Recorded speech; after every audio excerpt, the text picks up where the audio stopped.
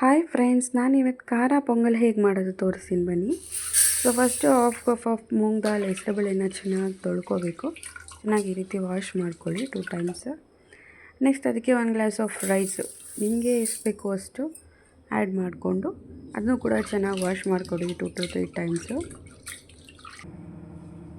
ಅದಾದಮೇಲೆ ಅದಕ್ಕೆ 1:2 ರೇಷಿಯೋ ನೋಡಿಕೊಂಡು 2 ಗ್ಲಾಸ್ ಹಾಕಿ ಮತ್ತು ಹೆಸರುಬೇಳೆಗೆ 1 glass of water, so total 3 glass of water add ಮಾಡಿ ಸಾಲ್ಟ್ ಹಾಕಿ ನೆಕ್ಸ್ಟ್ ಪಿಂಚ್ ಟರ್ಮರಿಕ್ ಅದಕ್ಕೆ ನೋಡಿಕೊಂಡು ಒಳ್ಳೆ ಕಲರ್ ಬರುತ್ತೆ ಅಂತ ಟರ್ಮರಿಕ್ ಆ್ಯಡ್ ಮಾಡಬೇಕು. ಲಿಡ್ನ ಕ್ಲೋಸ್ ಮಾಡಿ 3 ವಿಷಲ್ಸ್ ತೊಗೊಳ್ಳಿ. ನೆಕ್ಸ್ಟ್ ಆನಿಯನ್ನು, ಚಿಲ್ಲಿ, ಕರಿ ಲೀವ್ಸ್ನ ಚೆನ್ನಾಗಿ ಕಟ್ ಮಾಡ್ಕೊಳ್ಳಿ.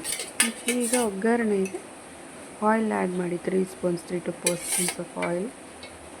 ಅದಾದಮೇಲೆ ಮಸ್ಟರ್ಡ್ ಸೀಡ್ಸ್ ಹಾಕಿ ಸಾಸಿವೆ ಹಾಕಿ ನಂತರ ಜೀರಿಗೆ ಹಾಕಬೇಕು. ಜೀರಿಗೆ ಆ್ಯಡ್ ಮಾಡೋದ್ರಿಂದ ಒಳ್ಳೆ ಫ್ಲೇವರ್ ಬರುತ್ತೆ, ಚೆನ್ನಾಗಿರುತ್ತೆ. ಪೆಪ್ಪರು ಚೆನ್ನಾಗಿ ಇದನ್ನ ಕುಟ್ಕೊಂಡು ಆ್ಯಡ್ ಮಾಡ್ಕೋಬೇಕಾಗುತ್ತೆ 1 ಸ್ಪೂನ್ ಪೆಪ್ಪರ್. ನೆಕ್ಸ್ಟು ಹಚ್ಕೊಂಡಿರೋಂಥ ಆನಿಯನ್ನು, ಚಿಲ್ಲಿ ಆ್ಯಡ್ ಮಾಡ್ಕೊಳ್ಳಿ, ಚೆನ್ನಾಗಿ ಫ್ರೈ ಮಾಡಿ.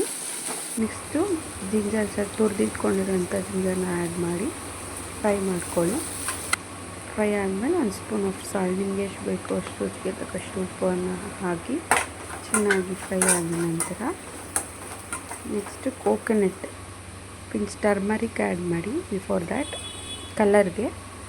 ಕೋಕೋನಟ್ ತುಂಬ ಬಾಯಿಗೆ ಒಳ್ಳೆ ಟೇಸ್ಟ್ ಕೊಡ್ತಾ ಇರುತ್ತೆ, ಸೊ ಪೊಂಗಲ್ಗೆ ಚೆನ್ನಾಗಿರುತ್ತೆ. ನೆಕ್ಸ್ಟು ಹೋದ್ಮೇಲೆ ಈಗ ಫ್ರೈ ಮಾಡಿರೋವಂಥ ಆನಿಯನ್ನೆಲ್ಲ ಮಿಕ್ಸ್ ಮಾಡಿ ಚೆನ್ನಾಗಿ.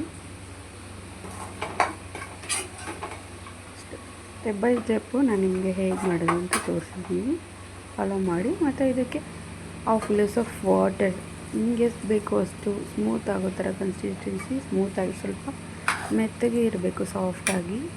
ಸೊ ಅದಕ್ಕೆ ನೋಡಿಕೊಂಡು ವಾಟರ್ ಆ್ಯಡ್ ಮಾಡಿ. ನೆಕ್ಸ್ಟ್ ಕೊರಿಯಂಡರ್ ಲೀವ್ಸ್, ಕೊತ್ತಂಬರಿ ಸೊಪ್ಪನ್ನು ನೀವು ಆ್ಯಡ್ ಮಾಡಿ. ಜಾಸ್ತಿ ವಾಟರ್ ಹಾಕಬೇಡಿ, ಚೆನ್ನಾಗಿರೋದಿಲ್ಲ. ಸೊ ಈ ರೀತಿ ಚೆನ್ನಾಗಿ ಮಿಕ್ಸ್ ಮಾಡಿ.